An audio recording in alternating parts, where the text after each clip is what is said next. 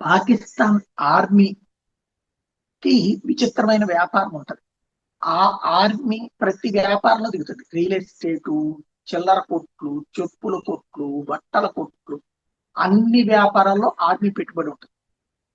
Army chiefs కి జీతంతో పాటు కోట్ల రూపాయల విలువైనటువంటి డబ్బులు ప్రతి నెల వచ్చేస్తుంది. దానికి కారణం ఆర్మీ చేసే వ్యాపారం. ఆర్మీ వ్యాపారం చేసేటప్పుడు ఎవడన్నా కనుక సక్సెస్ఫుల్ వ్యాపారం ఉన్నాడంటే ఆ వ్యాపారం లాగేసుకుంటాం. అవసరమైతే వాడి మీద ఏ దేశ ద్రోహం కేసు పెట్టి లోపలేసేస్తాం. అలాంటి ఒక అరాచకం, పైకి ప్రజాస్వామ్యం, జరిగేదంతా అరాచకం.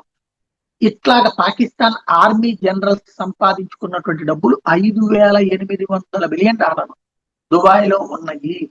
అది కూడా లగ్జరీ రియల్ ఎస్టేట్ లో ఉన్నాయి. అందుకనినే పాకిస్తాన్ ఇప్పుడు పదే పదే ఒత్తిడి చేసి, ఆసిఫ్ మునీర్ పదే పదే ఒత్తిడి చేసి అమెరికాని ఆపమని చెప్పడం కానీ, ఇరాన్ ని ఆపించడం కానీ యుద్ధం కారణం అదే. ఎందుకంటే అమెరికా ఇరాన్ మీద దాడి చేసినంత సేపు ఇరాన్ ఫస్ట్ నాశనం చేస్తుంది దుబాయ్.